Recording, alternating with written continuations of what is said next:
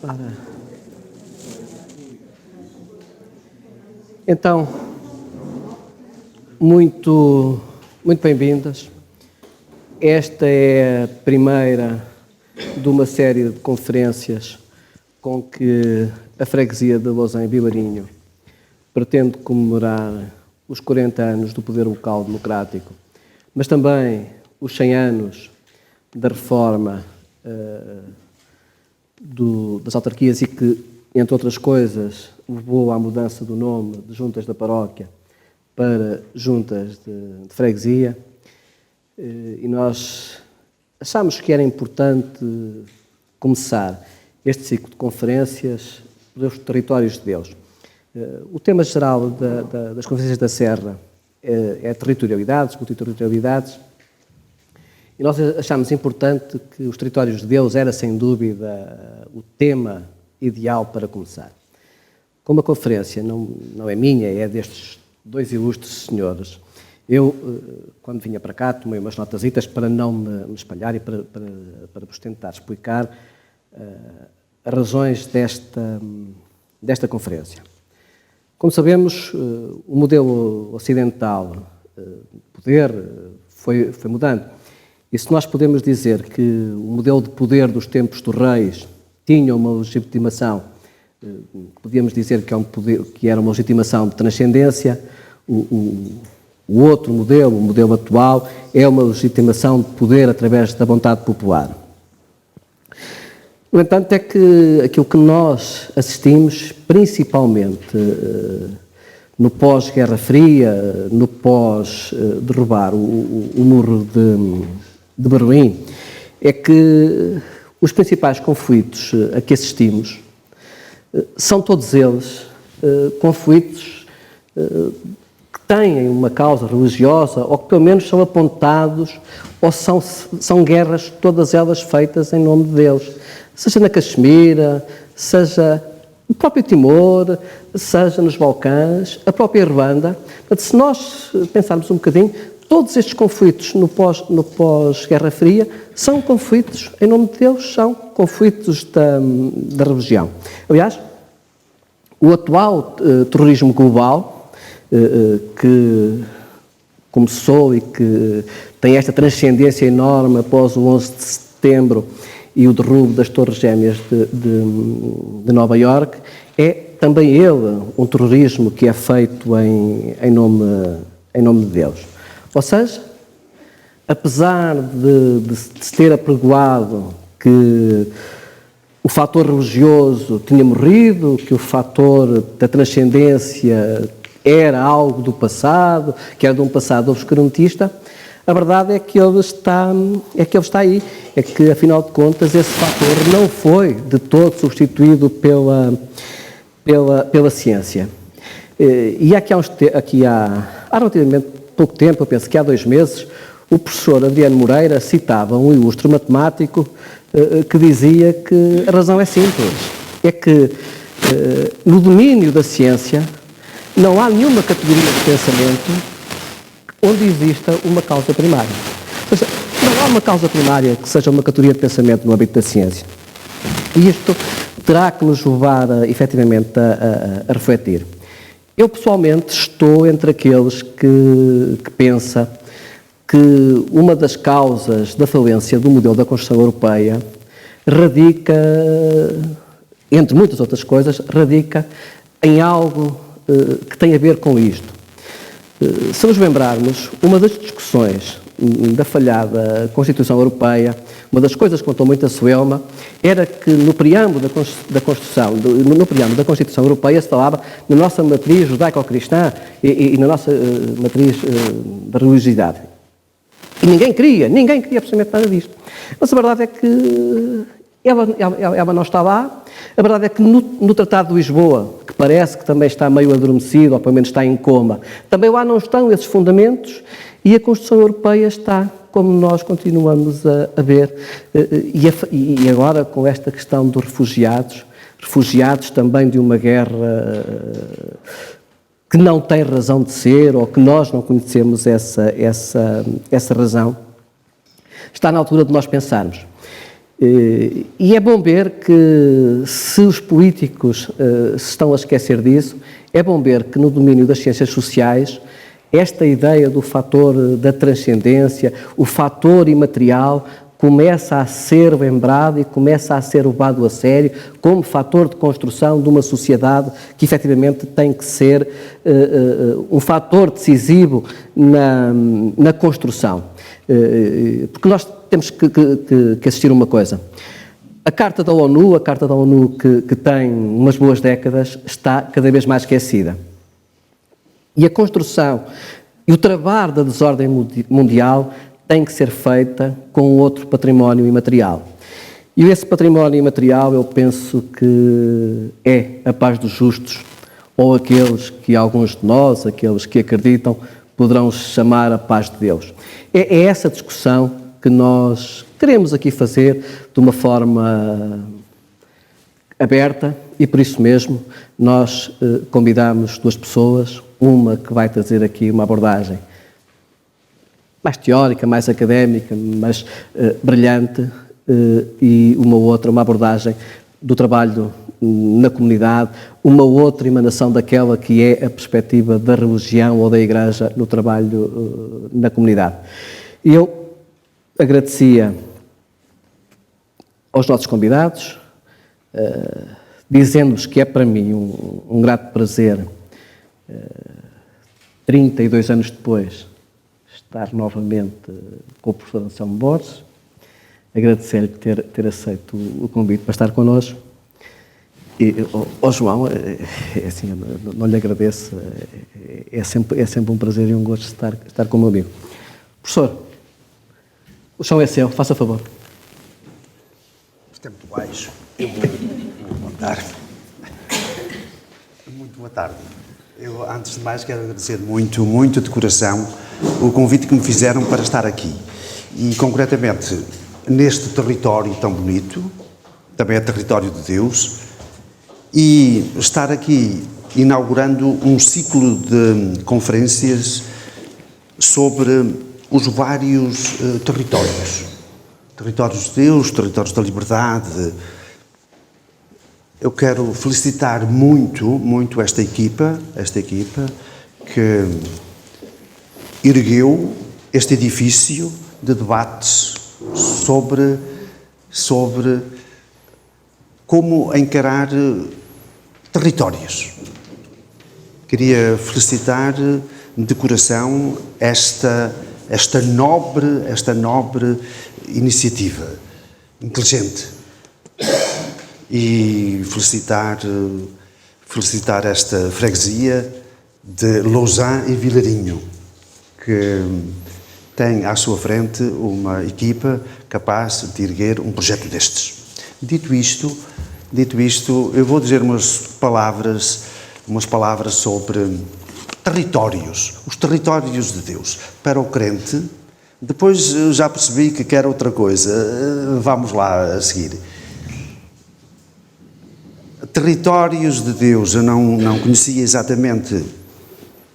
Agora, esta subdivisão do título, e então, nesta breve introdução, falarei dos territórios de Deus em geral. Para o crente, todo o território, todo o universo é de Deus.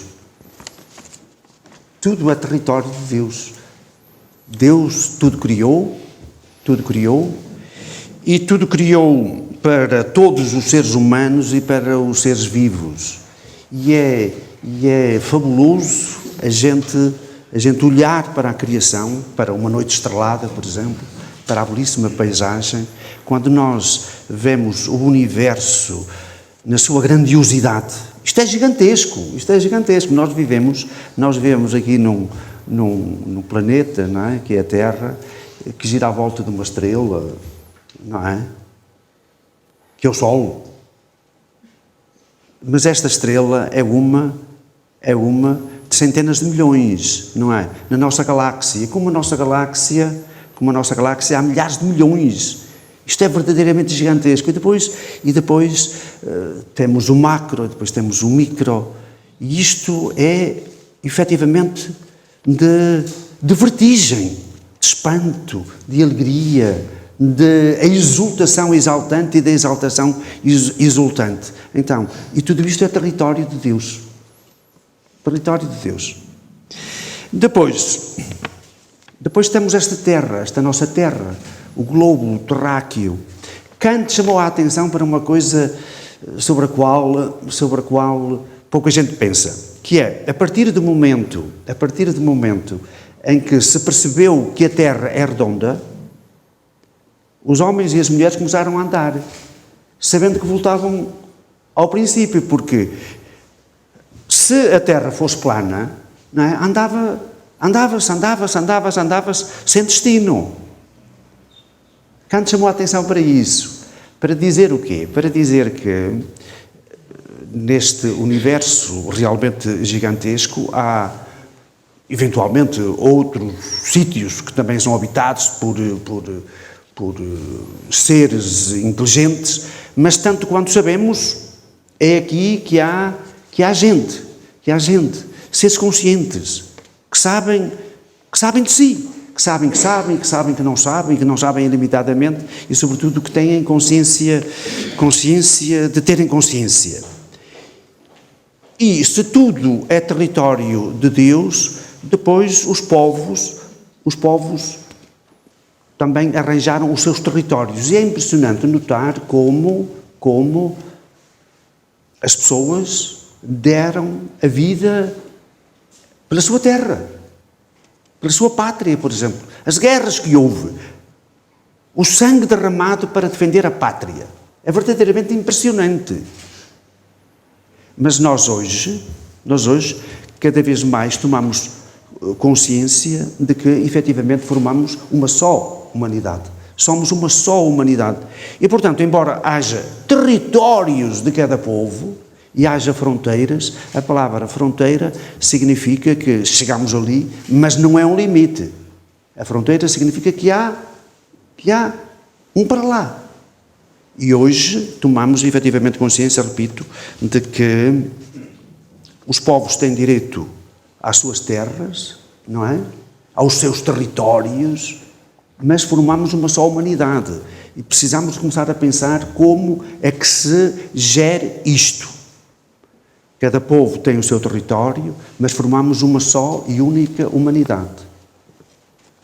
Depois, cada um tem o seu território.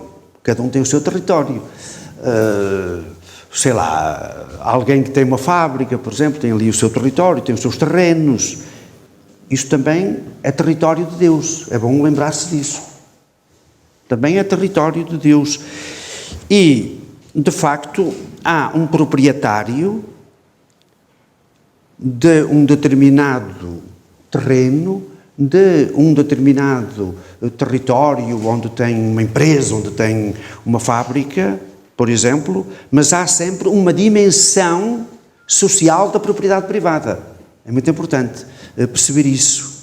Cá está, é sempre o particular e o universal. De facto, o ser humano é um ser enraizado, mas ao mesmo tempo aberto. A estrutura do ser humano é à maneira de uma árvore. Uma árvore tem raízes, não é? Sem raiz seca, não é? Mas, por outro lado, tem a copa e por ali respira. E está aberta ao mundo. O ser humano é assim também. Precisa de um território seu, de um enraizamento e, ao mesmo tempo, está sempre nesta abertura. Então, por causa disso, o território mais próprio de cada um é a casa. É a casa. Cada um devia ter uma casa, o direito à sua casa. Eu, quando vou a Lisboa, fico ali num lugar perto da Avenida da Liberdade e depois vou falar lá com um sem-abrigo. Já os conheço, eles também já me conhecem, e conversamos como é que chegou ali e qual é a situação de um sem-abrigo. Então, falando de territórios, acabamos por desembocar também na casa, que é o território de cada um e onde está a intimidade do lar, da família, dos afetos. Por isso, quando há incêndios, vejam, Eu julgo que se as pessoas se apercebessem de que todo o território é território de Deus, provavelmente respeitavam mais a natureza. Respeitavam mais a natureza, talvez houvesse menos incêndios. De qualquer forma, ao falar na casa, na intimidade, eu pensei, quando arde uma casa, por exemplo, não é apenas a perda de uma propriedade, não é?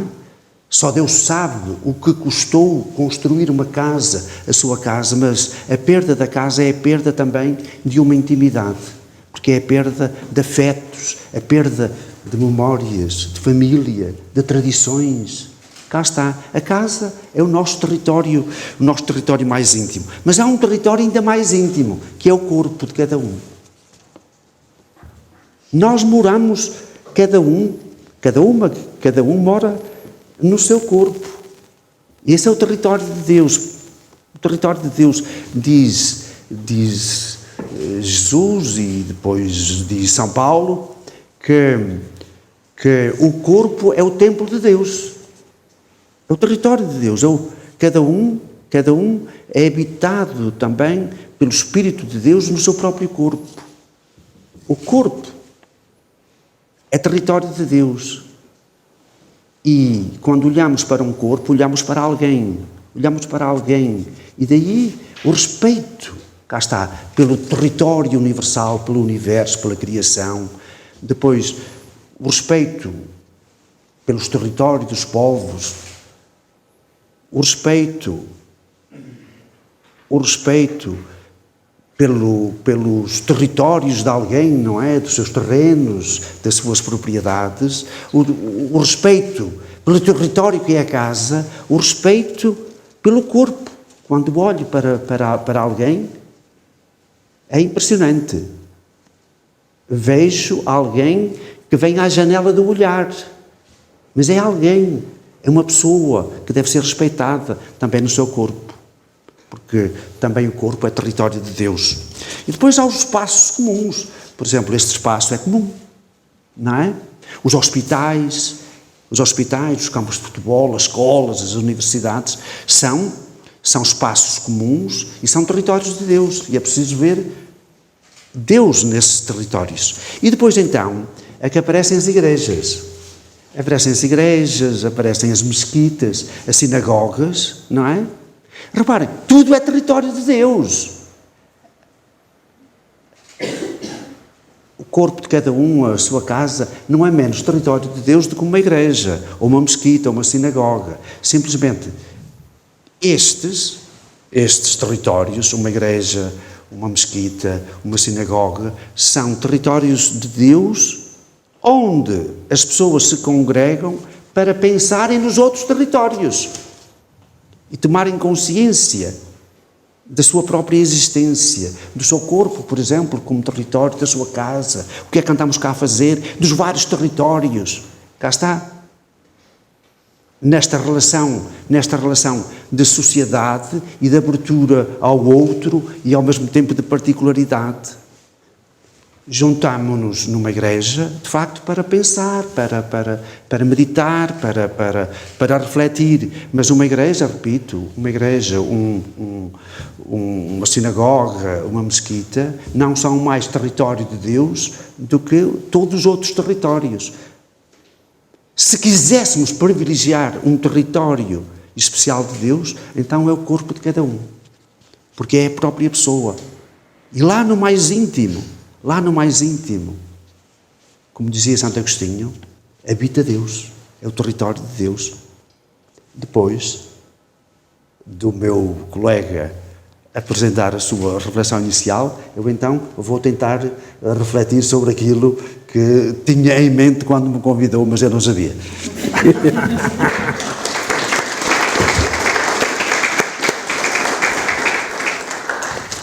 Obrigado. João.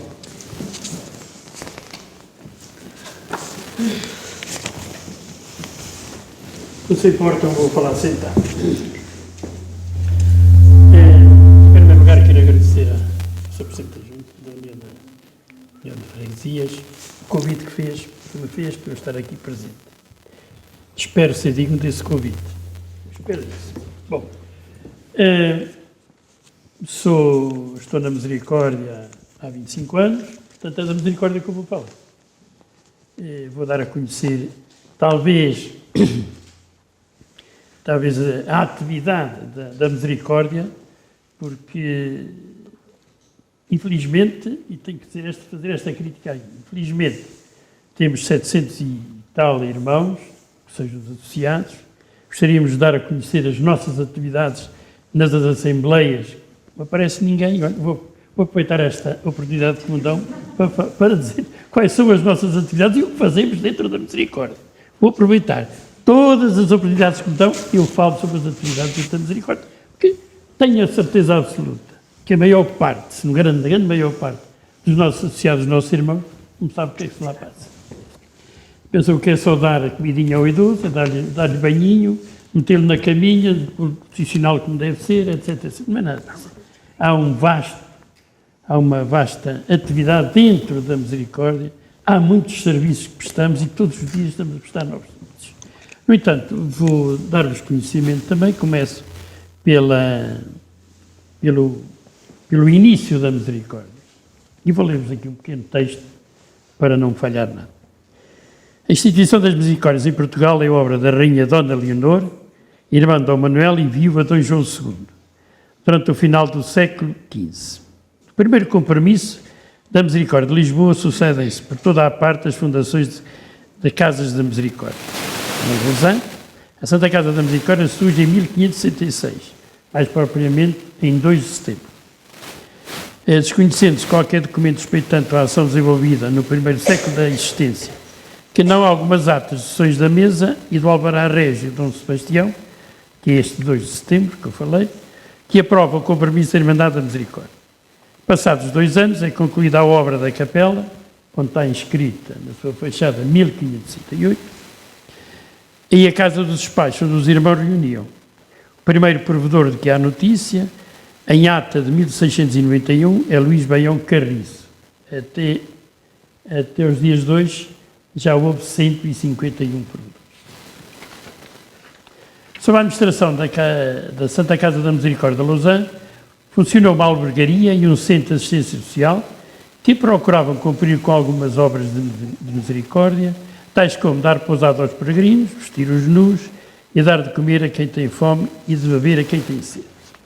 Eu vou fazer aqui uma pequena pausa para vos dar a conhecer as 14 obras de misericórdia. São 7 corporais e 7 espirituais. Primeira, dar de comer a quem tem fome. Segunda, dar de beber a quem tem sede, estas as corporais. Vestir os nus, dar pousada aos peregrinos, assistir aos enfermos, visitar os presos, enterrar os mortos.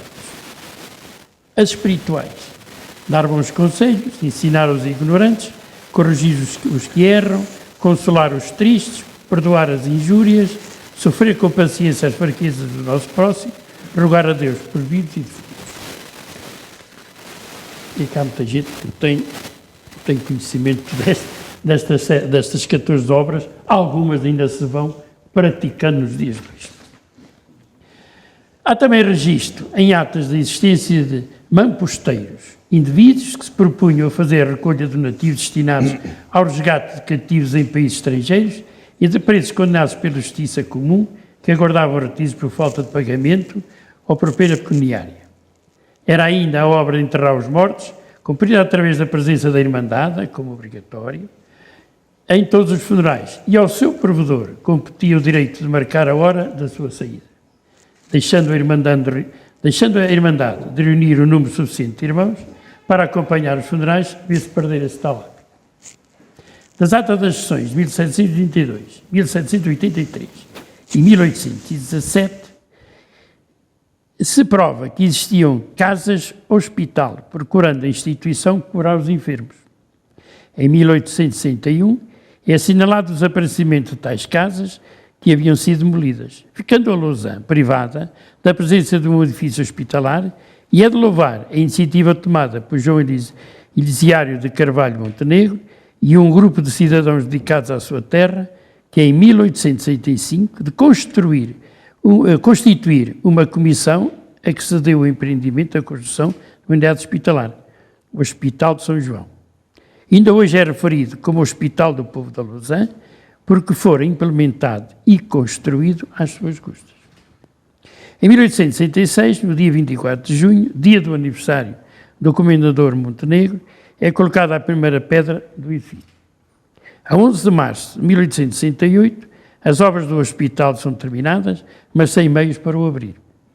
Devido à falta de meios financeiros e de uma administração coesa e organizada, em 1888, o hospital é entregue à Santa Casa da Misericórdia de Lousã, instituição local de assistência social, com melhores condições para a sua gestão. Neste ano, entraram 31 doentes, saíram curados 22, melhorados 6 e falecidos 3. Vá lá, não foi mal. Como a Santa Casa da Misericórdia de Lousã tinha apenas como função a administração geral do hospital, faltando algum controle aos serviços clínicos e de enfermagem, em 1936, a enfermagem, direção e administração do hospital passam a ser da responsabilidade das irmãs franciscanas missionárias de Maria. Estas alargaram os serviços clínicos com um laboratório e um serviço de alta cirurgia, devido à generosidade do Dr. Américo Viana de Lemos e do professor Dr. Bissaia Barreto, mas que em pouco tempo cessaram. Também sob a responsabilidade das irmãs e com o intuito de ensinar, funcionou uma creche destinada a crianças oriundas de famílias desfavorecidas, criada a 19 de março de 1937, mas já antes teria sido instalada no velho edifício contíguo ao hospital. Eram admitidas até 80 crianças de ambos os sexos, com idades compreendidas entre os 4 e os 6 anos. Apresentavam mensalidades reduzidas ou nulas. Funcionou ainda uma casa de trabalho, onde davam educação cristã e ensinavam as raparigas a fazer bordados e costura, e uma colónia de férias para crianças em Borgos.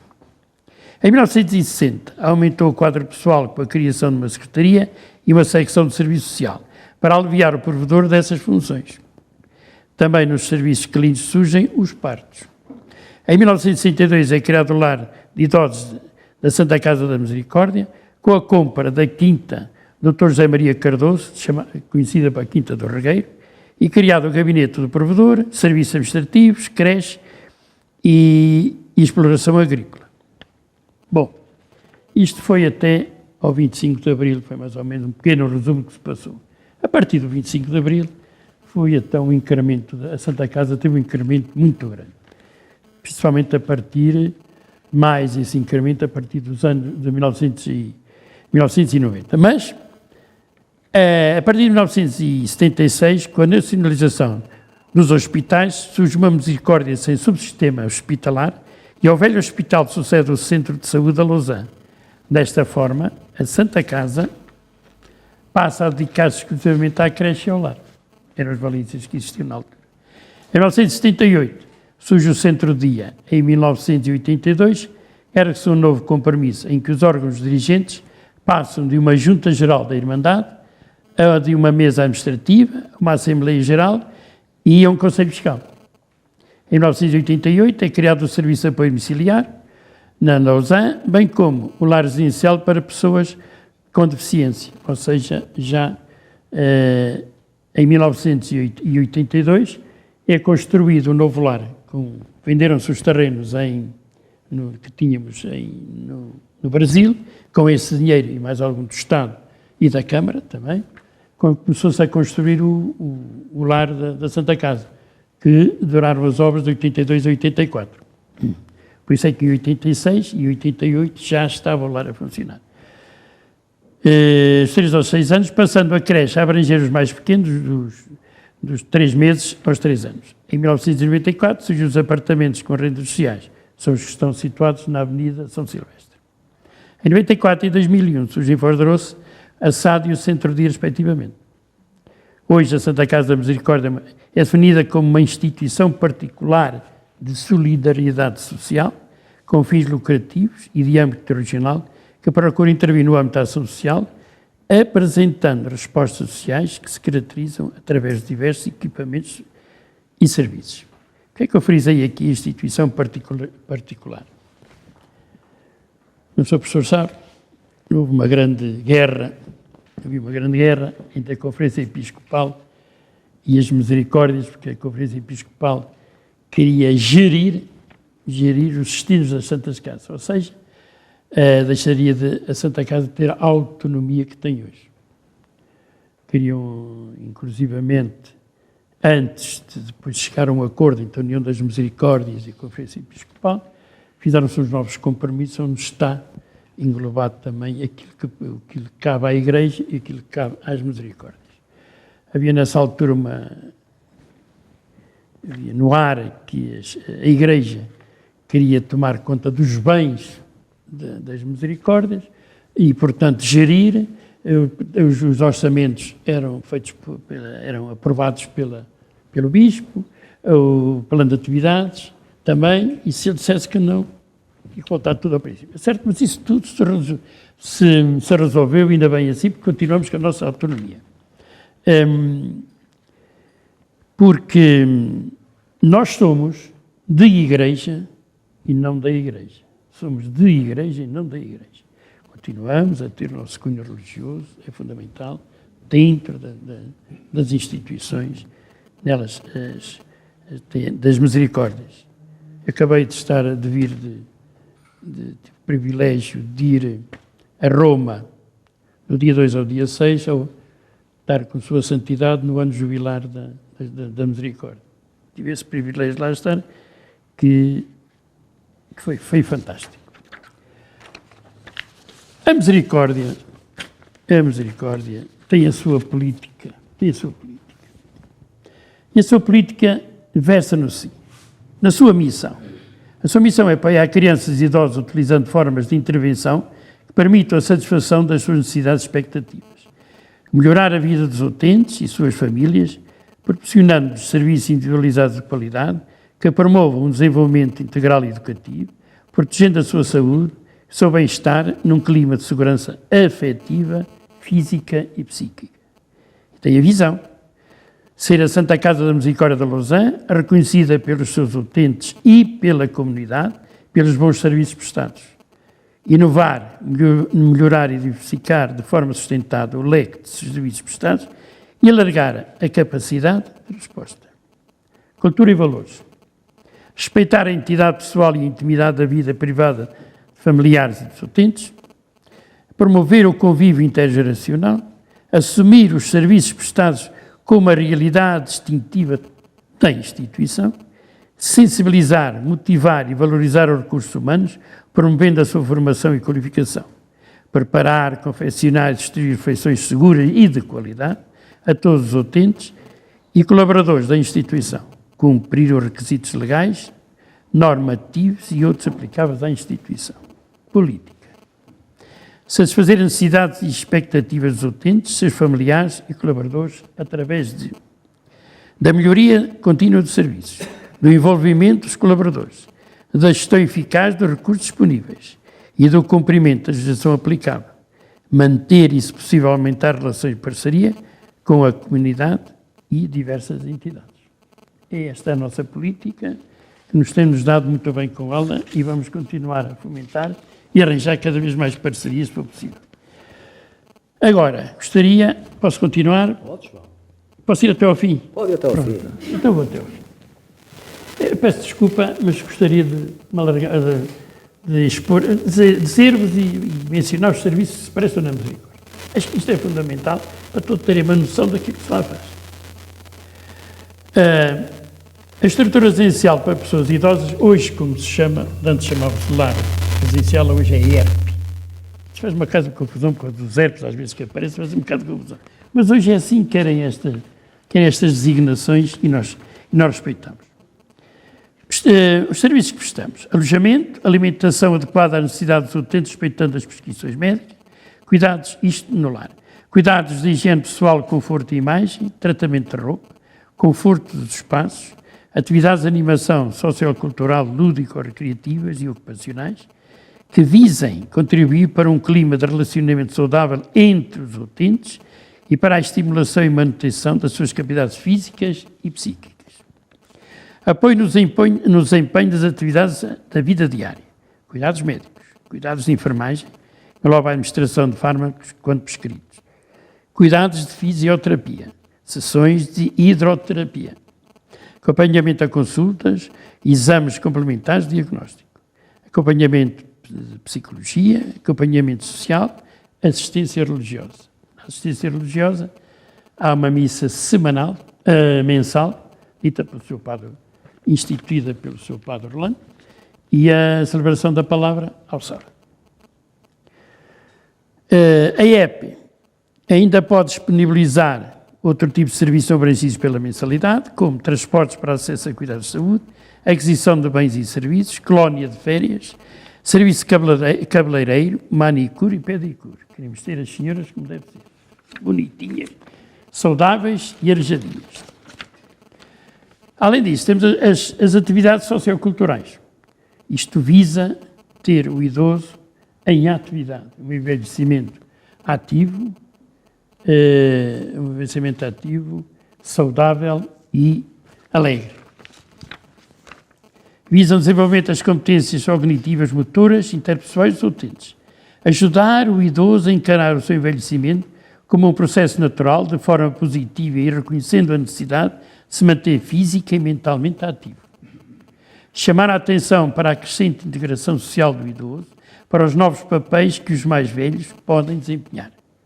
Sensibilizar o idoso para a importância de ver, comunicar, intervir, trabalhar. Continuar com a reestruturação do espaço mini-biblioteca, de forma a promover atividades intergeracionais.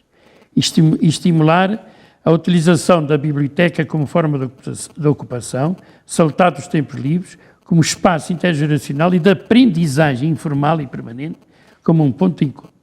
Dinamizar o espaço multimédia e o espaço de informática e do acesso à internet, para criar uma nova ideia de biblioteca aberta às novas linguagens tecnológicas e aos novos suportes de informação e da cultura.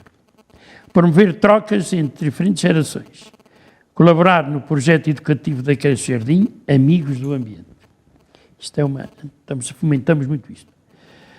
Promover a troca de experiências, tomar contato com outras formas de estar e de ser, no sentido de enriquecimento pessoal e do grupo. Desenvolver atividades culturais e recreativas, tendo em vista o entretenimento e a participação social. Promover a educação para os valores, família e comunidade, educação para a cidadania, sociedade, segurança, meios de transporte, educação para a saúde, alimentação e hábitos de higiene, educação ambiental, motivar e sensibilizar os idosos para a proteção ambiental como forma de garantir o futuro do planeta. Desenvolver e aprofundar competências de oralidade, leitura e escrita, facilitadoras de aprendizagem e convívio intergeracional. Oferecer condições de convívio, aperfeiçoando ou atualizando os seus níveis cultural, intelectual, físico e espiritual. Atenção que isto que eu estou a dizer faz-se na Santa Casa da Misericórdia. Elaborar trabalhos manuais para venda em exposições, decorar, isto é para manter em atividade, sempre em atividade. Decorar a instituição o trabalho realizado pelos utentes, colónias de férias, organização de passeios e visitas aos locais de interesse dos idosos, participar no projeto de envelhecer saudável, incentivando a prática de atividade física e de lazer, participar nas atividades do âmbito do Plano Municipal de Sénior, projeto Séniores em Movimento, participação no rancho sénior, participação em iniciativas na comunidade, intercâmbios com as outras instituições e comemorar, que eles gostam imenso, as épocas festivas. Dia dos Reis, Dia da Amizade, Carnaval, Dia do Pai, Páscoa, Dia da Mãe, Santos Populares, Dia da Criança, Dia da Espiga, Dia do Idoso, Verbena, Descamisada, Magusto e Natal. Tudo se faz. Portanto, o idoso nunca está inativo. Só aqueles que podem estar em atividade, que há outros, coitados, que não podem. Mas também temos outras atividades de sala e trabalhos manuais. Passeios ao mercado, vão ao mercado, jardinagem, ginofísica, educação musical e expressão corporal, oficina de teatro. Neste momento temos um grupo de teatro, que até já atua no Dolce Vita. Foi a primeira peça. O cachê foi pequeno. Sessões de grupo de desenvolvimento psicossocial. Atividades intergeracionais. Então isso é com as crianças, espalhar sorrisos, contexto na sala de creche, crianças e idosos, visando a criação de laços afetivos. Conta-me uma história, outra. Partilha de histórias entre idosos e crianças, jogos tradicionais, atividades mensais Uma delas é cuida de mim, melhorar a imagem e aumentar a autoestima dos utentes, ordem e hidratação, confecção de chás, batidos e sumos de frutos, feitos por eles. Sessões de relaxamento, visionamento de filmes, matinés dançantes, terapia do riso, culinária, etc. O apoio espiritual, já falei sobre isso, outras atividades, passeios de verão, que os passeios de verão são ao campo e à praia. Visitas culturais, exposições e que terminam estes passeios com o passeio a Fátima, que é o que eles mais gostam, é o passeio a Fátima sempre. Isto é ter os nossos idosos em atividades. No centro-dia há uma melhoria também substancial, porque antigamente o centro-dia almoçava, lanchava e ia para casa. Não tinha mais atividade nenhuma. Neste momento, os utentes do centro-dia são integrados nas atividades dos idosos internos. Portanto, são exatamente a mesma, naquelas atividades que eu falei.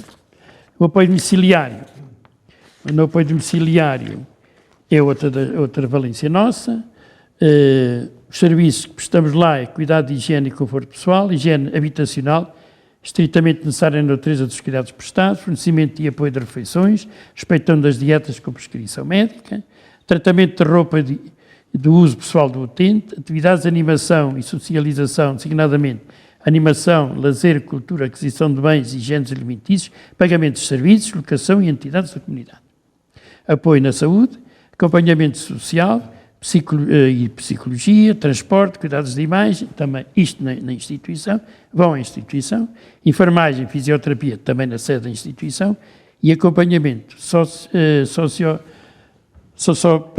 psicossocial. Ou seja, nós, como eu disse, o princípio, a grande explosão de serviços e a grande movimentação de serviços na Santa Casa foi a partir do 25 de Abril. Mais nos anos 90, porque houve a hipótese de nós avançarmos, deixarmos só de ir a casa, por exemplo, no apoio domiciliário, como agora acabei, de lá, lavar a carinha ao utente, dar-lhe a comidinha e vir embora. Isso acabou. Há serviço e, aliás, a Segurança Social, e muito bem, exige de nós muito mais. E nós ultrapassamos ainda a Segurança Social, como, por exemplo, agora, a fisioterapia e a psicologia. Muita gente pode pensar a psicologia para o utente, porque é fundamental no utente a psicologia. A psicóloga é fundamental na instituição, e já metemos a segunda, porque a primeira já não dava conta do recado. Portanto, tivemos que aumentar a psicologia, porque queremos a psicologia também no exterior, não só no interior. Quero que a psicóloga vá à casa do utente e vá aos prédios que nós temos. Temos que avançar com isso. João, deixa-me agora só aqui dar uma de psicólogo da conferência, e já voltamos aí. E vamos, se me permitem, para a gente tornar isto mais dinâmico. Não é mal, pois não? A gente já volta aí assim. Para a gente bater isto novamente. Professor. Eu gostava, então, de ir ao seu tema. 10 minutos, pode ser? Pode ser. Depois voltamos ali novamente. Para o debate, esta coisa toda. Descansa, já volta. Estão aqui estas indicações a propósito de territórios de Deus, portanto, religião e espiritualidade, e comunismo, a religião e cidadania. Quando a gente fala de religião, e isso eu gostava de acentuar muito este aspecto, e isso por causa dos debates e dos terrorismos e do problema terrível que aí está, que é matar em nome de Deus, que é uma brutalidade. O Papa Francisco disse há dias que era preciso as religiões declararem isso de matar em nome de Deus como satânico. Satânico. Todas as religiões têm de fazer isso. Eu sou mais radical ainda e digo assim, se fosse verdadeiro, o Deus, se existisse o Deus em nome do qual se mata inocentes, em relação a esse Deus, para termos dignidade, só havia uma atitude digna, ser ateu. Está claro? Está claro? Então, o único contributo que eu dei para a academia foi isto que eu agora vou tentar dizer em 10 minutos. Quando nós falamos em religião, as pessoas pensam imediatamente em religiões, nas religiões. Não é verdade. É fundamental esta distinção que eu agora vou tentar aqui explicar. Ponto 1. Existe um mistério no mundo. Há pouquinho aqui o Sr. Presidente referia isso. Se nós não andarmos desatentos à vida, se nós não andarmos com os olhos no bolso e não tivermos metido a massa encefálica no frigorífico, isto é, se pensarmos um pouco, todos nós, de uma maneira ou outra, mais tarde ou mais cedo, ao olhar para o mundo e as perguntas que o mundo põe, somos confrontados com um mistério do mundo. Sei lá, face ao sofrimento, face à morte, quando perguntamos de onde é que vem tudo isto, não é? De onde é que vem tudo isto? Nós somos confrontados com um mistério. Está claro? Toda a gente aceita isto? É o ponto 1. Há um mistério. E a esse mistério podemos chamar-lhe ao sagrado, isto é, há uma dimensão de realidade que está para lá daquilo com que nós habitualmente contactamos, para lá do cotidiano, se quiserem. Há um âmbito de realidade a que nós podemos chamar o sagrado, o mistério. Tá? Quem é a pessoa crente? A pessoa crente é aquela que se entrega confiadamente. Crente é aquela que se entrega confiadamente a esse mistério último da realidade, o sagrado. Se quiserem chamar-lhe Deus, também podemos chamar-lhe Deus. Crente é aquela que se entrega a esse mistério último da realidade. Entrega-se confiadamente, esperando desse sagrado, desse mistério de Deus, esperando salvação. Salvação. Sentido último. Andamos aqui a fazer o quê? Claro, acho que tem sentido eu ter ido a Lisboa lá falar aos rock. Faz sentido estar aqui, faz sentido namorar, faz sentido ter filhos. Claro, tudo isso faz sentido. Faz sentido dar de comer, de beber. Olha, o Papa Francisco agora veio com a 15ª obra de misericórdia. Qual é? E agora precisava saber. É tratar bem a natureza. Tratar bem a natureza. 15ª obra de misericórdia. Foi o Papa Francisco que a declarou e, no meu entender, bem. Então, crente é aquela que se entrega confiadamente a este mistério último da realidade, Deus, o sagrado mistério, de onde espera salvação, sentido último. Fiz-me compreender? Então, em primeiro lugar, há a religiosidade. A religiosidade. E há esse mistério último. Está claro? Isto é que é a base. Depois aparecem as religiões. Claro, aparecem as religiões. Mas as religiões são criações humanas. São mediações entre esta experiência fundamental do mistério do sagrado e o próprio sagrado, o próprio mistério.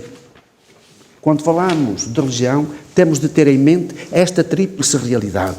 Então, há a pessoa religiosa, no sentido profundo, que se entrega confiadamente ao mistério, ao sagrado, de onde espera-se sentido último e salvação.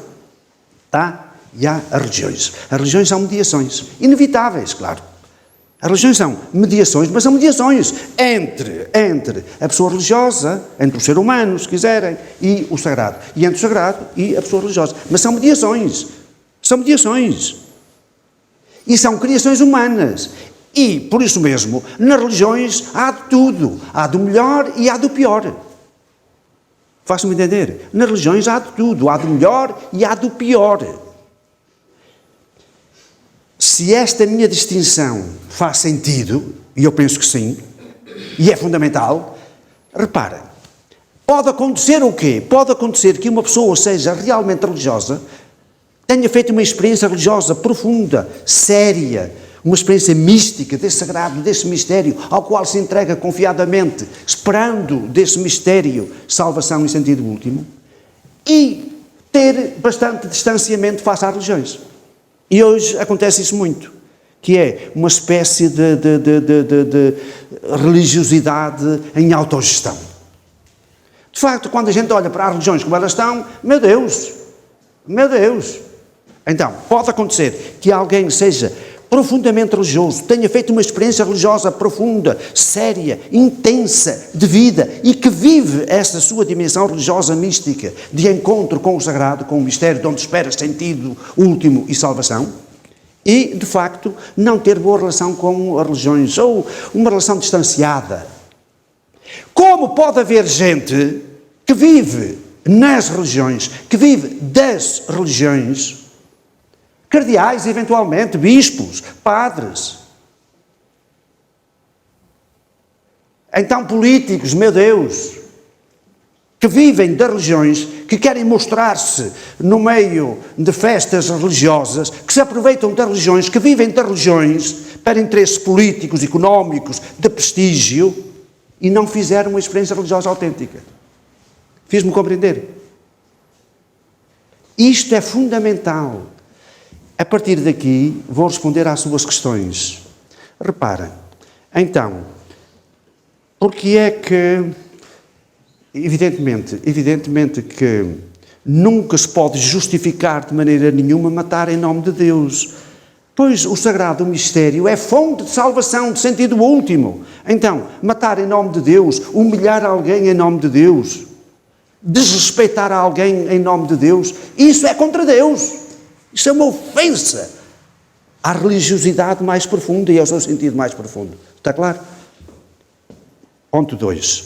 Claro que, vejam, as religiões são tentativas de dizer Deus também. Por isso há sempre uma doutrina, há sempre teologia, mas são tentativas de dizer Deus. Mas nenhuma religião pode dizer que possui Deus, que possui mistério. Porque as religiões são construções humanas. Deus é a ultimidade, é o mistério último da realidade. Como é que as religiões, construídas por seres humanos, constituídas por seres humanos, podem dizer, eu tenho a verdade última e toda de Deus? Isso fazem os fundamentalistas. Mas ser fundamentalista no sentido, eu possuo o fundamento, seja ele qual for, nos vários planos, eu possuo o fundamento, isso é produto de ignorância ou de estupidez. Nós estamos no fundamento, mas não possuímos o fundamento. Ninguém possui o fundamento. Isso é claro, parece-me. Então, nenhuma religião possui a verdade toda. Nenhuma religião possui Deus. Refere-se a Deus, cá está, refere-se a Deus, mas não o possui. Nenhuma religião tem a verdade absoluta, total de Deus. E por isso mesmo, o que é que devemos fazer? Dialogar. Porque dialogando, não é? Como diz a própria palavra, diálogo, podemos ver um pouco melhor. Imaginem uma montanha. Estamos todos cá embaixo, no fundo da montanha. Ninguém vê o cimo da montanha, não é? Ninguém vê. Mas eu tenho uma determinada perspectiva sobre a montanha, sobre o sagrado. Agora, isto aqui é uma comparação, não é? Eu sou católico, vejo de uma determinada maneira. Aquele é budista, vê de uma determinada maneira. Aquele é hindu, vê de uma determinada maneira. Então, eu digo, olha, anda aqui a ver do meu lado, na minha perspectiva. Não é? E já tem a perspectiva minha e a dele. E assim sucessivamente. Dialogamos para tentar dizer de modo melhor, sempre gago, claro, porque nem todas, mesmo as religiões todas juntas, não dizem o sagrado, o mistério. Porque o sagrado, o mistério transcende tudo. Está sempre para lá daquilo que possamos pensar ou dizer dele. Mas precisamos de dialogar exatamente para tentarmos, na gaguez permanente, tentar dizer melhor esse mistério, esse sagrado. Deste diálogo fazem parte também os ateus? Fazem. Os ateus, os agnósticos, sabem porquê? Porque estando de fora, talvez mais facilmente vejam a superstição, a desumanidade que as religiões produzem. Eu digo frequentemente, de nós se não houvesse ateus. Ateus que sabem o que isso quer dizer, claro. Não é o ateu preguiçoso. É o ateu que sabe o que isso quer dizer. Que procurou também. Que procura. Andamos todos à procura. Então o ateu, o agnóstico, também faz parte deste diálogo. Mas o critério último da verdade de uma religião é aquilo que acabou de dizer, é a misericórdia. É o acolhimento do outro ser humano. Não apenas através das obras de misericórdia, mas através da luta pela justiça. no combate por haver respeito cada vez maior e possibilidade cada vez maior de cada uma e de cada um, de todos os homens e mulheres poderem realizar a sua dignidade humana, que é uma dignidade infinita. Dignidade essa que, em última análise, é de facto infinita, porque sabem porquê? No meu entender, a dignidade de cada homem e de cada mulher é de facto infinita, porque cada homem e cada mulher leva Deus consigo, pelo menos ao nível da pergunta. O ser humano é digno por causa disso, porque leva em si a capacidade e a urgência de pôr a questão de Deus. Leva em si, o ser humano que é finito, leva em si uma pergunta ao infinito pelo infinito. Então temos algo de infinito em nós e por isso é que, quando olhamos uns para os outros, devemos respeitar-nos mutuamente, porque o outro já não é mero meio. Aqui é que está o filósofo Kant dizia, ele distinguia entre meios e fins, não é? Meio, as coisas são meios, e por isso tem um preço. O ser humano, quanto é que custa um ser humano? Vendia o seu marido por quanto? Um filho.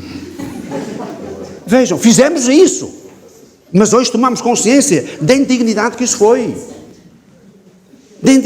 foi. Cá está, o ser humano, dizia Kant, e bem, então, as coisas, porque são meios para outra coisa, têm um preço. O ser humano não tem preço porque é fim. É fim em si mesmo. E é fim em si mesmo porquê? Porque, apesar da nossa finitude, levamos connosco algo de infinito, que é a pergunta ao infinito pelo infinito. Por isso temos algo de infinito em nós e por isso somos fim. Porque para lá do infinito, o que é que há? Não há mais nada.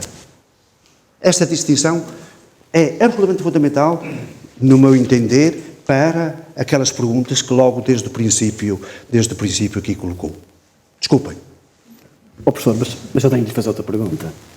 Pode? Diga, claro. Repare, eu disse, eu vou falar 10 minutos e assim foi, para poder exatamente agora ouvir os vossos comentários, as vossas perguntas, a destruição daquilo que eu acabei aqui de apresentar. Lembrando de uma entrevista sua à Anabela Mota Ribeiro, em que ela define como o teólogo da palavra é combate, em que o senhor fala também do efeito Obama em relação ao Papa Francisco, mas principalmente um texto mais recente seu, em que diz que nós, algures no tempo, deixamos de ser um povo de eleitos para passarmos a ser os eleitos do povo. Será que esse é o nosso problema, das religiões e dos políticos? Desculpa, eu não percebi bem qual é a sua observação, a partir da qual faz a pergunta. Professor, a questão é o seguinte: ao princípio, a religião, e principalmente a religião cristã, parece que há um povo de Deus. Todos nós somos um povo de eleitos. A partir de um certo momento, parece que há uns eleitos do povo. E é essa separação. Será a altura de sermos todos eleitos? Pois, ao nível exatamente das religiões, no enquadramento que eu tentei dar-lhe, não há povos eleitos. Porque são todos eleitos. Portanto, a verdadeira religião é aquela que sabe que fez essa experiência do sagrado mistério e por isso mesmo sabe que são todos eleitos. Professor, mas a minha pergunta, permita-me a provocação. Diga. A minha pergunta tem a ver com o seguinte: mas será que dentro das religiões, tal como dentro da política, alguns não são mais eleitos que os outros? Isto é, o paradigma de que a igualdade do ser humano perante o outro ser humano não foi algures esquecido no tempo? Claro, esse é o nosso problema. É? E como é que damos a volta a isso? Esse é o nosso problema. Eu tenho a impressão de que, por exemplo, através de reflexões deste género, de debates como este, acho eu que podemos sair com maior tomada de consciência da dignidade do outro e depois ser consequente com isso. Acho eu. E ainda há bocadinho ali com a doutora Liliana falávamos, os políticos, por exemplo, precisavam de mais tempo para ler, para meditar, para refletir, mas nós todos precisávamos de mais tempo. Mas nós vivemos numa sociedade da espetacularização, do espetáculo, está do espetáculo, a espetacularização da sociedade e da política. E as pessoas andam à procura de quê? Andam à procura de um microfone para falar, para aparecer. Pois é, mas o problema não é aparecer, é ser. Já repararam? Eu próprio, às vezes, dou-me com esta experiência. Sei lá, a gente está habituado a ouvir falar deste ou daquele porque vê na televisão. Como, enfim, nós vivemos num sistema chamado Star System, portanto, o sistema das estrelas, e as estrelas também caem, não é? Também. Ora bem, quando a gente, a um dado momento, se apercebe que já não vê na televisão uma senhora que aparecia sempre na televisão, um senhor que aparecia sempre na televisão, a gente diz, será que já morreu? Entendem? Quer dizer, nós vivemos muito na cultura da aparência. Cá está. E por isso eu louvo tanto, de coração, uma iniciativa destas. Territórios de quê? Territórios de pensamento também. De pensar, de ser si mesmo, de tomar consciência da sua dignidade, de ser gente. Eu acho é a única realidade que há verdadeiramente. O resto é pequeno espetáculo. É pequeno espetáculo que desaparece rapidamente, que se autoconsome. Já te consome. Nós vivemos muito da exterioridade para a exterioridade, Pois, esquecemos-nos de nós. Esquecemos-nos de nós, que é o essencial. Não sei se respondeu a sua pergunta. Respondeu. João, ao bocado esqueceu-se, ou penso, não, eu é que o interrompi, porque falta outra valência importante, que eu acho que é fundamental, porque durante muito tempo foi a Santa Casa a única, principalmente antes do 25 de Abril era a única, ainda no pós-revolução foi durante muito a única, que prestava assistência à infância, e a primeira pré-escola foi da Santa Casa. Hoje continua a ter um papel importante, e ao bocado penso que ficou essa parte para dizer sobre a Santa Casa. Portanto... Bem, temos a creche e temos o jardim de infância. Nós tentamos a todo o custo e damos tudo que as nossas educadoras precisam, para os nossos utentes, para as nossas crianças, para a sua formação. Formação e educação. E preparação para a nova fase, depois da sua educação, que é o primeiro ciclo. Quando saem das nossas instalações, e temos ouvido, e com orgulho digo, que as nossas crianças são das melhores preparadas, que entram na segunda fase da sua vida. Não descuramos os nossos jovens, as nossas crianças, tomarmos a ter mais espaço para acolher aqueles que nos procuram, porque o espaço físico também não temos muito por onde alargar. E hoje em dia o nosso grande problema é que a educação de uma criança não é barata. E os acordos estão fechados. Nós queremos avançar, temos lá uma sala parada, queremos avançar para mais 8 crianças, somente no pré-escolar, e não avançamos porque não há revisão de acordos, não há acordos, gastam-se milhões e milhões em tudo o que é, seja lá, o que é a vida deste país, em alcatrão, em cimento, e já às vezes esquece um bocadinho que os nossos jovens são o futuro deste país e que precisamos, e claro, e graças a Deus que aqui no Conselho de Lausanne o pré-escolar tem resposta. Não tem, é a creche. O início, os 3 meses aos 36 é que não há, e a dificuldade que isto cria aos pais, principalmente que hoje pai e mãe trabalham, os pais e mãe trabalham, e às vezes, muitas vezes têm onde deixar, alguns têm a possibilidade dos avós ficarem com as crianças, mas a maior parte deles não tem. E por isso, até para socorrer este casal que trabalha, nós alargámos o horário. Fomos para as 11 horas diárias, tanto no jardim como também na creche, precisamente porque a maior parte dos pais trabalham em Coimbra. E vir de Coimbra para cá, aliás, se nós alargássemos até às 9 horas da noite, tínhamos clientes, tínhamos utentes para isso, mas não podemos. O que era mau. Mas não podemos esquecer e não descuramos os nossos jovens, de maneira nenhuma, pelo contrário. Então, agora, como nós dissemos, isto é de cidadãos para cidadãos. Eu só queria dizer uma coisa, que eu enunciei há um bocadinho. Nós este ano fazemos 450 anos de existência. E é só para vos dizer que a Misericórdia, apesar da idade que tem, é jovem e muito ativa. Sem dúvida. E para isso precisa de ter mais irmãos mais jovens, não é? Porque eu também mais jovens e pensar E mais- também que, para já, eu não gostaria que um dia, quando alguém me substituísse, fosse um jovem. E esse que é importante. Gostaria que fosse um jovem. Porque hoje já começam a saber professores mais jovens, porque ninguém... São raros, porque É claro. é uma atividade tão boa e gratificante estar à frente de uma instituição dessa, ou estar à frente, ou fazer parte dos órgãos sociais. É tão gratificante que às vezes fico triste o alinhamento que há muitas vezes a ação da misericórdia, o trabalho da misericórdia, e só se lembram da misericórdia quando há eleições. É tão triste. Quando há eleições é sempre um pandemónio de primeira hora. Eu gostava que eu tenho que o dizer, eu gostava que esta participação fosse em todas as assembleias, mas quando é as eleições é sempre uma guerra Já não é terrível. mau, já não é mau, já não é mau. Não sei porquê. Olha, o meu ordenado e o vencimento que tenho na misericórdia, eu dou, quem quer que seja. Tenho plenamente de doar. Agora, estou lá e se mantenho lá há 25 anos, é porque tenho, e desculpem dizer esta frase, faz corriqueiro, mas eu tenho a misericórdia no coração. Eu vivo a misericórdia.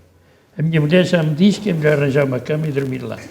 Porque nem ao sábado, nem ao domingo eu deixo de vir à misericórdia. Eu estou obcecado pela misericórdia e estou a ser preocupado para estar de quem lá está, dos funcionários, dos utentes, de toda a gente.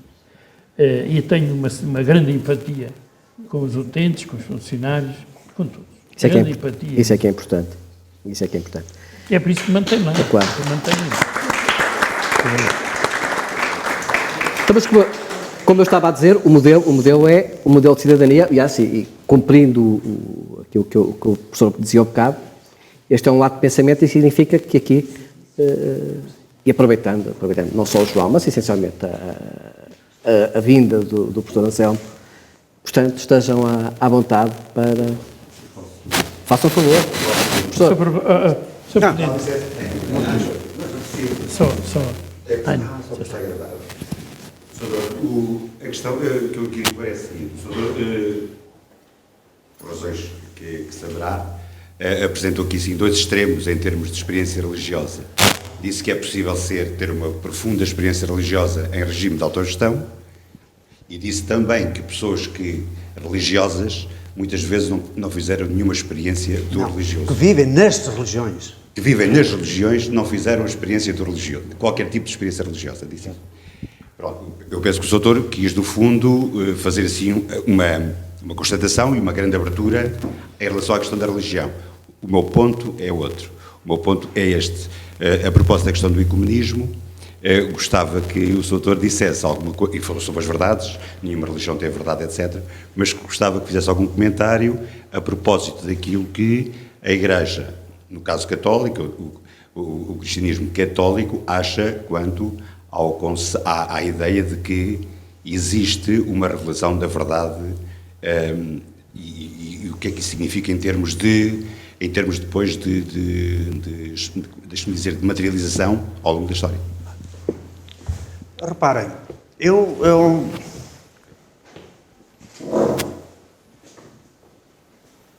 não sou relativista, nem sequer no domínio da religião, não sou relativista. Até porque o relativismo autocontradisse, não está muito mal a filosofia. Eu sou perspectivista, que é diferente. Perspectivista, isto é, cada religião é uma perspectiva sobre esse mistério, sobre esse sagrado. Mas não tem a verdade toda. Eu estou a imaginar que me faz a pergunta sobre Cristo, por exemplo. O próprio, no Evangelho, o próprio Jesus diz: quem me vê, vê o Pai. Eu e o Pai somos um. Mas também no Evangelho diz assim: o Pai é maior do que eu. Jesus não esgota o mistério de Deus. Porque Jesus é a revelação de Deus na finitude. Na finitude. Repare, nós é que... Isso aí tem a ver com o problema da segurança. Nós quereríamos viver na plena segurança e por isso mesmo cada um arroga sempre ter a verdade toda. A verdade toda. Ninguém tem a verdade toda. Não é possível um ser humano, enquanto finito, ter a verdade toda. Não é possível. O sagrado, o mistério, refere-se à ultimidade. Como é que alguém que é da ordem do penúltimo pode possuir a ultimidade? Para possuir a ultimidade era preciso estar para lá da própria ultimidade. Isso aí é contraditório. Dizer que se possui o fundamento é contraditório. Nós estamos no fundamento, mas ninguém possui o fundamento. Portanto, ser fundamentalista, mas é fundamentalista religioso, ou fundamentalista económico, ou político, claro, é uma questão de ignorância, ou de estupidez, nunca ter pensado no assunto. Portanto, e veja, eu sou católico convicto, mas realmente tenho uma abertura aos outros também com a mesma convicção. Porquê? Porque também há verdade nos outros. Agora, se começarmos a explicitar, é evidente que eu até trouxe aí um livro meu que saiu anteontem e trato a parte docente sobre estas coisas. Tem três movimentos e o segundo movimento é sobre isto, sobre o diálogo interreligioso. Aqui põe-se todo o problema da verdade, mais uma vez, que tem a ver, em última análise, com o quê? Com o problema do poder. O maior afrodisíaco chama-se poder. Disse-o, quem sabe, por experiência. Houve alguém que disse que foi Freitas do Amaral que disse. Não foi Freitas do Amaral que disse. Quem disse? Freitas do Amaral citou Henry Kissinger. O maior afrodisíaco é o poder. É o poder. E é o poder que pretende ser todo. O poder que tende para a omnipotência. Sabem porquê? Porque se eu tivesse poder todo, resolvia o problema maior que anda comigo e com cada ser humano. Matava à morte. É isso. As pessoas pensam pouco nestas coisas, mas é assim. Portanto, andamos todos à procura do poder total. E por isso é a verdade total. Quem detém a verdade total, quem julga de ter a verdade total, evidentemente que teria o poder todo. Por isso é que quem julga ter a verdade toda não pode ter do seu lado, daí a importância da laicidade, da separação da Igreja do Estado, da política da religião. Quem julga de ter a verdade toda não pode ter do seu lado o exército e a polícia. Olha, quando a Igreja pensou que tinha a verdade toda e tinha do seu lado o poder político, a polícia, o exército, o que é que fez? Era assim ou assado. E quem não aceitava assim, era assado mesmo. Era assado mesmo, foram assados. A Inquisição. Está a ver? Mas veja, a um dado momento, Karl Marx diz assim, Karl Marx, eu sou um dos poucos portugueses que leram o Capital. O Karl Marx, a um dado momento, diz assim, o comunismo é a solução do enigma da história e sabe que o é. Vejam, e sabe que o é. Quando se tomou o poder em nome deste tipo de marxismo, que não era o de Karl Marx, deste tipo de marxismo, de comunismo, se quiserem, o chamado comunismo real, quando se tomou conta do poder, pensando que se tinha a verdade toda, porque o comunismo é a solução do enigma da história e sabe que o é, nesse dia o que é que aconteceu? Quem não estava com a verdade toda, o que é que lhe aconteceu? Foi para os hospitais psiquiátricos. Ou então foi para o Gulag. Entendem? E vamos lá ver.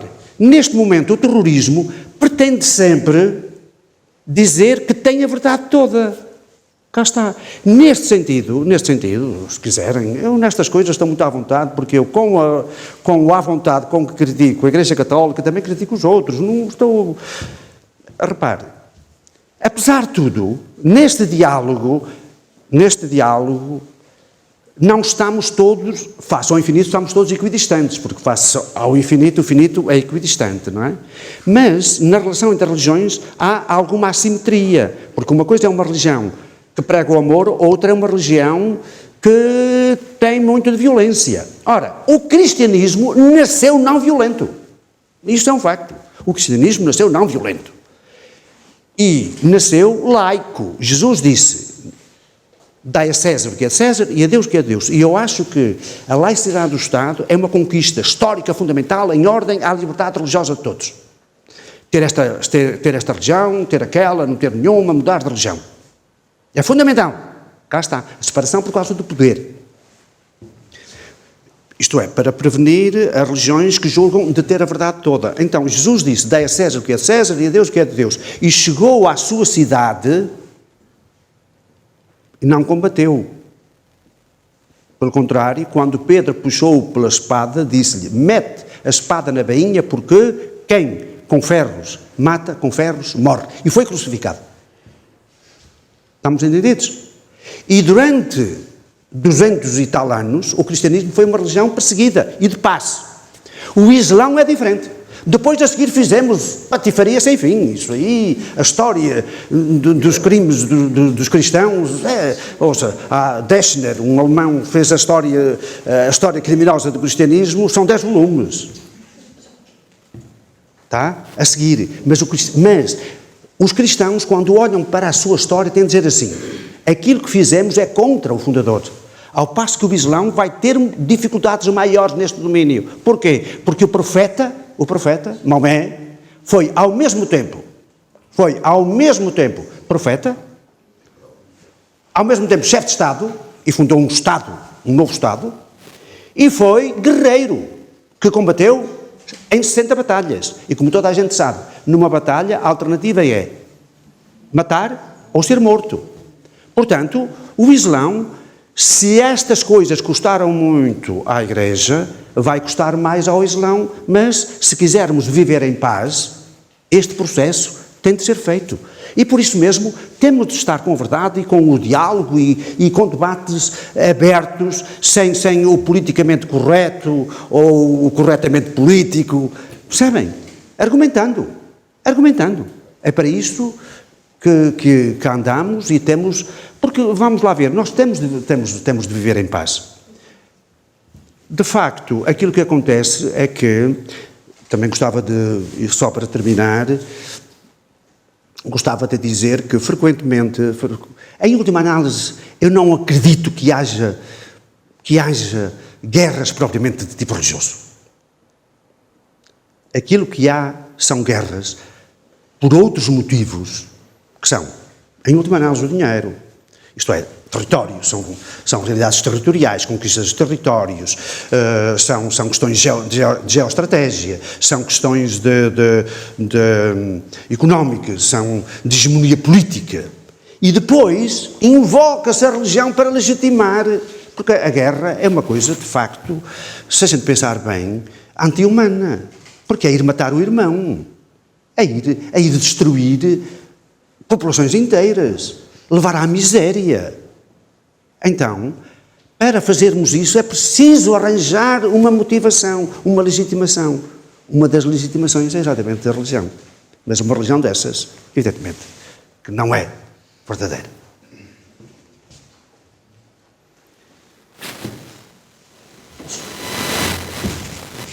Eu, se me permite, gostava de fazer duas provocações. Uma era, eu penso que o professor fez três separações. Os agnósticos, as religiões e o... Eu peço desculpa que me falha. E depois esquecemos... Os ateus. E depois esquecemos das seitas. Não é? Porque uma seita não é uma religião. Eu gostaria que dissesse alguma coisa. E depois, aproveitando, nas palavras do seu provedor, quando ele diz, portanto, que os alunos que saem da Misericórdia são os mais bem preparados que entram no ensino, digamos, no ensino básico. Há uns anos, um escritor comunista diz que o ensino, que o Estado ensina e a família educa. E que o Ministério da Educação devia se chamar Ministério da Instrução. Isto na base do território. Isto é para mim ou aqui para o... Não, era para o senhor, para o seu professor. É para mim. Então, volto a repetir. Porque, como é que é? O Ministério da Educação? O Ministério da Educação devia se chamar Ministério da Instrução, porque o Estado instrui e a família educa. Quem disse isto foi... Ora bem, isso, um dia chamem-me aqui para falar numa hora sobre o assunto, porque isto é muito complicado. Ora bem, isto é muito complicado. Vamos lá ver. Vamos lá ver. É fundamental partir, mais uma vez, ir à raiz das coisas. Ir à raiz das coisas. A filosofia tem essa vantagem. Ser radical. Ser radical significa ir à raiz. Vamos à raiz. Muito bem. Vamos lá ver. Está ali a mais jovem de nós todos, aquela menina que está ali tão bonita. Está ali uma outra. Vamos lá ver. Quem é que educa estas duas meninas? Para percebermos isto, é preciso perceber que a distinção fundamental entre o ser humano e os outros animais tem a ver com a chamada neotenia, que é um conceito biológico, de biologia. Não interessa. É simples. Os outros animais vêm ao mundo feitos. Abre-se um ovo, não é? Fecundado, aparece um pintainho. O pintainho, logo no primeiro dia, anda por aí, não sei o quê, já pica no chão, não sei o quê e tal. Dali para diante, apenas cresce e engorda, tanto pior para ele. Mas não aprende nada. Se o Platão cá viesse, encontrava os galos, a galinha, exatamente como os deixou. Mas mesmo os outros animais, reparem, é praticamente assim. Vejam, um cordeiro, eu já vi, um cordeiro nasce, não sei o quê, a mãe lambe, não sei o quê, põe-se em pé naquele andaime muito frágil, não sei o quê, a mama e já anda. Não sei o quê, e dali para diante também cresce e engorda. Tanto pior para ele. E uma vitela é a mesma coisa. Está claro? Desde o primeiro dia. Se cá voltasse o Platão, encontrava as vitelas, os galos, as galinhas, as vitelas, os cordeiros, tudo como deixou. Ver-se-ia muito aflito com a nossa civilização, não é? Isto mudou muito. Então, o ser humano vem ao mundo por fazer. É impressionante quanto tempo é que demora a fazer um ser humano. Sempre. Eu sou o mais velho dos senhores e ainda ando aqui a fazer-me. Está claro? Então, o ser humano vem ao mundo por fazer. E então, qual é a tarefa do ser humano? É fazer-se. Acham tarefa pouca? É fazer-se. Reparem, fazer uma criança, enfim, as pessoas mais ou menos sabem como é que é, não é? Mas depois, a seguir, cá está. Como vem ao mundo por fazer, é preciso o quê? A educação. E quem é que educa? Toda a gente, queiramos ou não queiramos, toda a gente educa. Mesmo que queira deseducar, isso é uma forma de educar. E é a televisão, e é a rádio, e é isso que eu estou aqui a dizer, e é os encontros, desencontros, os miúdos uns com os outros, e não sei o que e tal. Faço-me entender. Vamos lá, viemos ao mundo por fazer, e agora, vamos lá ver, aparentemente a natureza foi frágil para connosco, deu aos outros que não nos deu a nós. Não!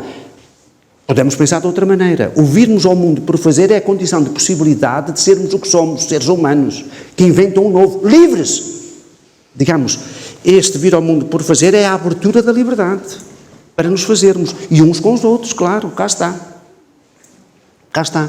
Uma criança, claro, nasceu e agora precisa de quê? Do pai, da mãe, dos tios, da língua. Vejam, da língua. E a língua não foi ela que fez, e depois precisa de aprender a andar, e precisa, de não sei o quê, e falar, uma coisa espantosa, falar, e fala uma língua que não é, que ela não inventou, e vai aprendendo hábitos, e sabendo de si, do mundo, e percebem? Como? Nos contactos uns com os outros. Os meninos selvagens também tinham a possibilidade genética de serem seres humanos, mas como andaram sempre entre lobos, uivavam como os lobos e andavam a quatro.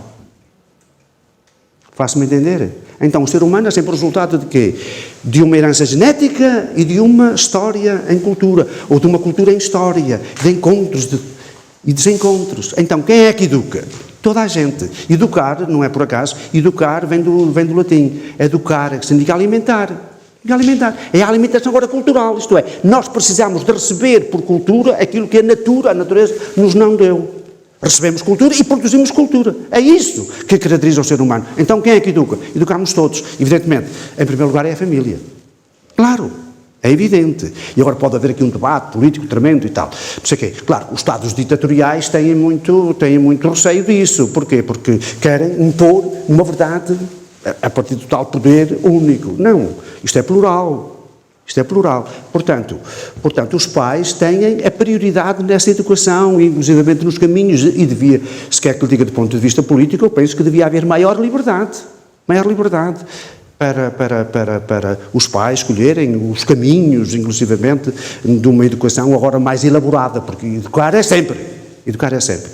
E por isso mesmo, todos os ministérios educam, até o Ministério das Finanças educa, tudo. Percebem? É que nós temos, a educação é aquela educação formal, não. A educação é religiosa, é o contacto com livros, com esta conversa que estamos aqui a ter. Eu gostaria que fosse para bem, não é? Mas se calhar pode deseducar, esperaria que não, entendem? Mas de qualquer forma é a educação no sentido, as pessoas, todas, a começar por mim, não saem daqui como entraram. Ninguém sai exatamente o mesmo. De uma forma ou outra, fizeram perguntas nas quais eu tive de refletir e não sei o quê, vi aqui rostos que já não via há muito tempo, não é?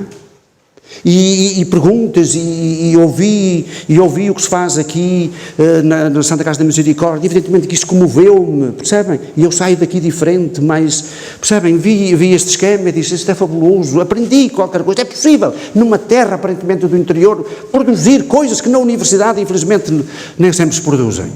Portanto, eu saio diferente, e os senhores também saem diferentes. Faço-me entender? Então vamos fazendo uns aos outros, também, por causa da cultura. Cá está. E da educação. Educar vem, portanto, em primeiro lugar a família, depois há instituições que o Estado tem, claro. Agora, como é que é? Qual é a relação entre a família e essas instituições de educação? Isso já depende de um quadro político muito complexo que não podemos aqui, imagino eu, desenvolver. Mas gostava de deixar este ponto de arranque radical para perceber onde é que está a cultura, exatamente porque nós distinguimos-nos dos outros animais por causa disso. Porque viemos ao mundo por fazer. O que é que andamos a fazer? A fazer-nos a nós próprios. Acham tarefa pouca? E reparem, andamos a fazer-nos fazendo o que fazemos. Por isso é que é preciso fazermos bem, fazendo bem aquilo que fazemos. Como professores, como padres, como etc. E no fim vai resultar, olha, uma obra de arte ou uma porcaria.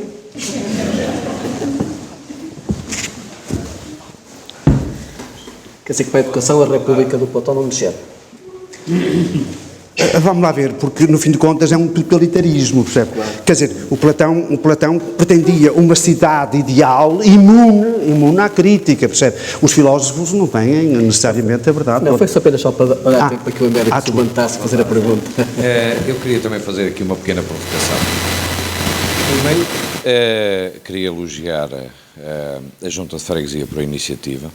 É bom ser polémico, é bom agitar as cabeças, é bom arejar as ideias.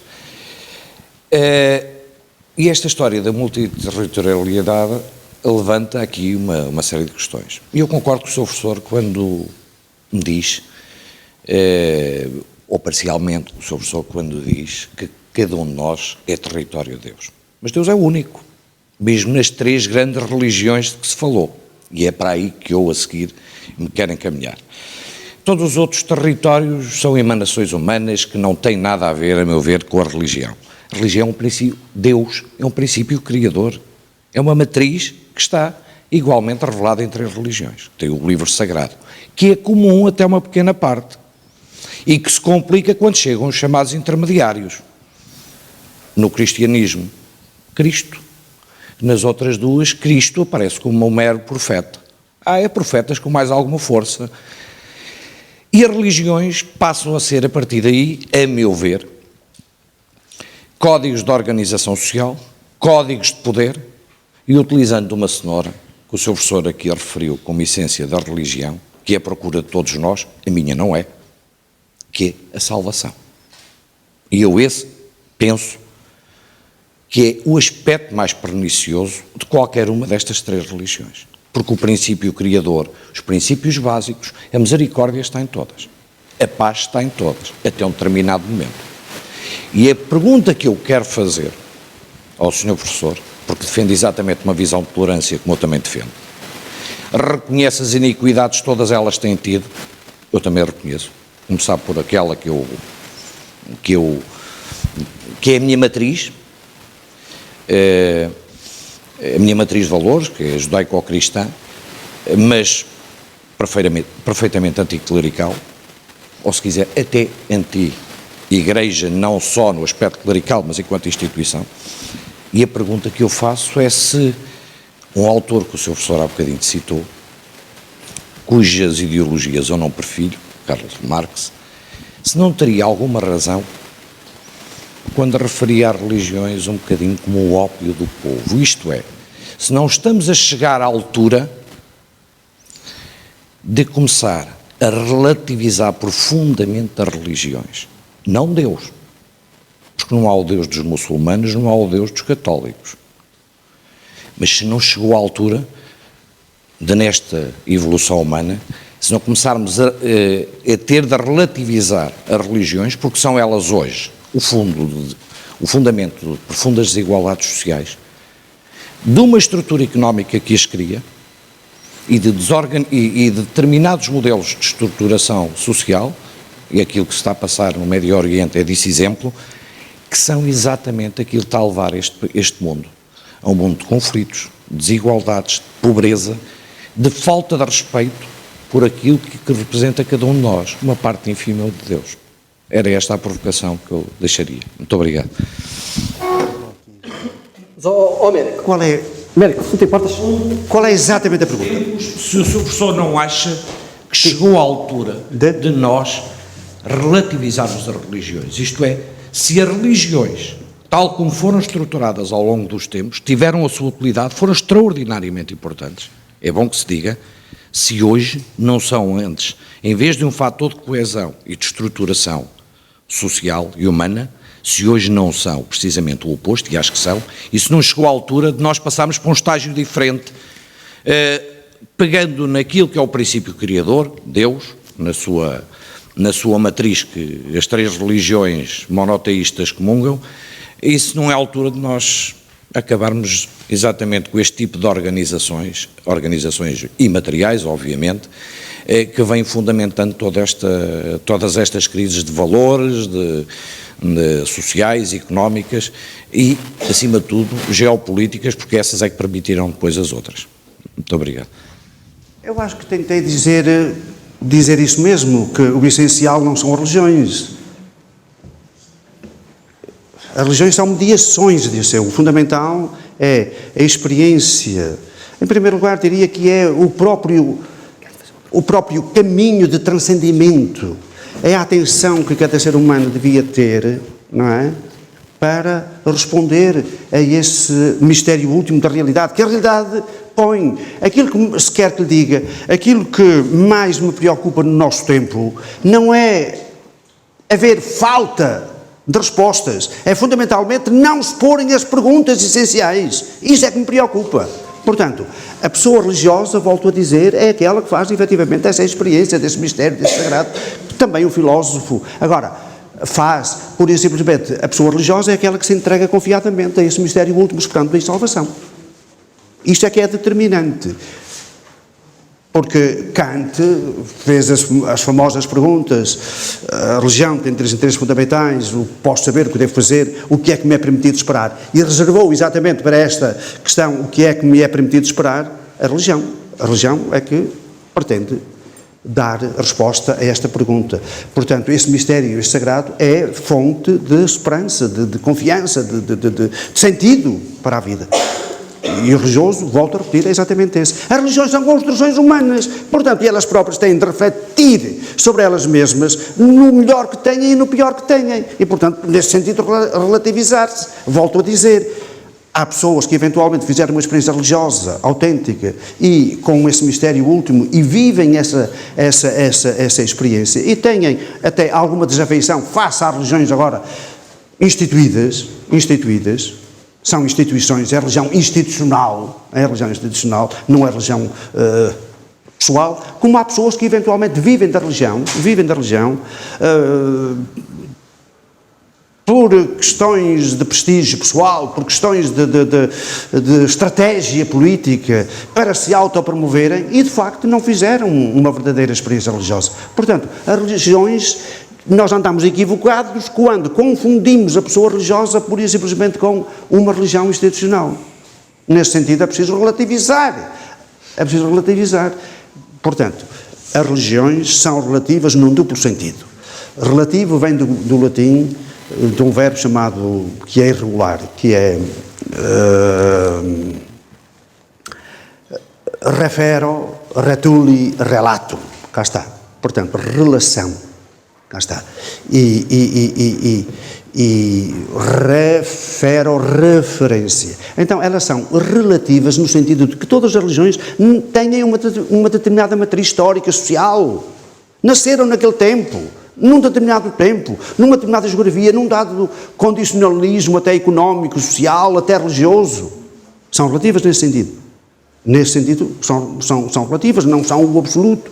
Mas, por outro lado, são religiões exatamente porque estão referidas a esse mistério. Cá está. São relativas nesse sentido, são referidas ao mistério, ao sagrado, a Deus, do qual se espera a salvação. Portanto, neste sentido, as religiões estarão sempre aí, é evidente, são mediações inevitáveis, o ser humano é um ser de símbolos, porque as religiões têm 4 funções. Uma é tentar dizer o mistério, daí a doutrina. Por outro lado, têm uma dimensão ética, moral. Claro, dir-me-á assim, com muita imoralidade pelo meio, claro, e é preciso também evoluir, a ética é autónoma. Depois tem uma outra dimensão que é a dimensão celebrativa. Claro, se as pessoas acreditam, também querem fazer essa celebração. Querem celebrar esse mistério último e em conjunto, partilhando, participando, porque o ser humano é um ser simbólico, como sabe. E depois, claro, há uma dimensão também organizacional, onde há muita gente, é preciso alguém que organize, é preciso alguém que coordene trabalhos. Agora, isso pode ser de uma forma mais democrática, menos democrática, evidentemente mais participada, menos participada. Mas as religiões haverá sempre.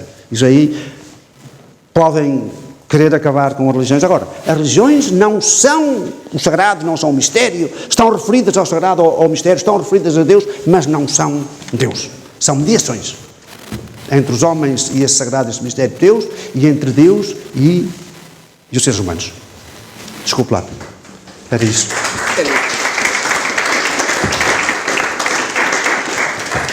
Muito obrigado. O professor tem mais compromissos e incumbe-me agora ter que agradecer, assim especialmente. Foi um gosto, eu diria mesmo, foi um prazer tê-lo entre nós. Já há muito tempo que não o ouvia pessoalmente, portanto, e isto quase que me levou estes anos atrás, e lembrar-nos dos tempos da juventude, é muito bom. Agora, a forma como ouvimos, e o professor novamente tem razão, e saímos daqui diferentes, e sem dúvida que nós, enquanto seres humanos, e o percurso que fazemos ao longo da vida, também nos torna diferentes, principalmente mais maduros. E é essa a ideia desta conferência.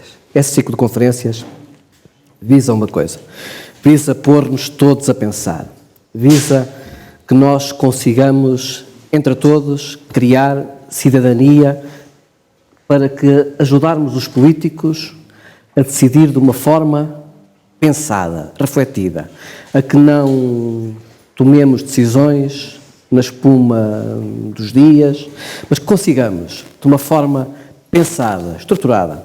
E por isso o convite fica já lançado a todos vós para no dia 1 nós teremos uma nova conferência. Eu peço-vos desculpa, mas eu ainda não as tenho todas decoradas.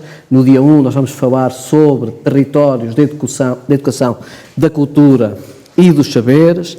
Nós teremos cá alguns teóricos, mas também práticos. Eu acho que vai ser também uma conferência extremamente importante, porque um homem que tem pensado muito sobre a educação, o professor Paulo Pedroso, o professor Porfírio Silva, e o Pedroso que cá bem é o João, que nos vem falar sobre uma outra vertente da educação, que é a vertente da educação não formal, a educação que hoje falta. E hoje nós temos tido alguns problemas sobre aqueles jovens para quem a escola tradicional já não resolve, os problemas dos jovens que saem dos centros educativos, que saem dos institutos. Portanto, que tipo de oferta, a tal educação que falta na sociedade, como é que isto se faz? Portanto, eu acho que será também uma conferência interessante. Portanto, o convite fica já feito. Mas, mais uma vez, professor, foi um gosto e um prazer tê-lo cá. Sairemos daqui diferentes, mas diferentes para melhor, porque mais ricos, porque mais conscientes da nossa finitude dentro daquela que é, sem dúvida, permita-me quase este paradoxo, a infinitude que todos, cada um de nós é. Porque, e eu que sou até pequenino, acho que mesmo nesta pequenez deste corpo, há uma infinitude que marca o ser humano, que é, sem dúvida, e que acredito, e eu que também não sou muito dado à religiosidade de bater no peito, como se diz aqui na minha terra, e como dizem os homens e as mulheres ali do Casal dos Rios, é a religiosidade de quem olha para o cidadão, aquele cidadão que dá de comer a quem tem fome e de beber a quem tem sede, mais do que a outra, esse é o ensinamento fundamental de Cristo, e é sem dúvida é essa religião, é essa sociedade que nós queremos construir. E estas conferências aquilo que querem é efetivamente ajudar-nos a pensar. Professor, mais uma vez, muito obrigado. João, ao meu amigo eu não lhe digo obrigado, eu digo-lhe é que continuo, estaremos cá para ajudar. A obra da Santa Casa é uma obra de todos, é uma obra para continuar, é uma obra que é uma obra de todos nós. É uma obra de igreja, mas é uma obra de pessoas para pessoas, é uma obra da Lausanne para lausanenses e não só. E a Lausanne é uma terra que encanta porque é, acima de tudo, uma terra que, mais do que as maravilhas da paisagem, mais do que a orografia, aquilo que nós temos de melhor são as pessoas, são todos vós, somos todos nós, sem dúvida. Meus amigos, muito obrigado. Eu pedi agora que apenas uma pequena lembrança que nós vos queríamos dar. Professor, é apenas uma pequena lembrança que nós temos, e uma especialmente que tem a ver também com o património que para nós é imaterial, que é uma questão de cultura. Nós também temos um outro projeto, chama-se Jogos de Freguesia, é feito com os professores do agrupamento, é feito com as nossas crianças, que no fundo é a tradição do aprender brincando, dos jogos tradicionais, que são uma forma de transmitir cultura dentro da equipa, a construir comunidade. Portanto, professor, mais uma vez, muito obrigado. Foi um gosto e um prazer. Muito obrigado. Eu é que agradeço. João, só meu amigo também. Muito obrigado. Então, quero agradecer mais uma vez o convite e estar aqui convosco. Muito obrigado. E parabéns para esta iniciativa. Todos os quatro, muito obrigado por terem vindo.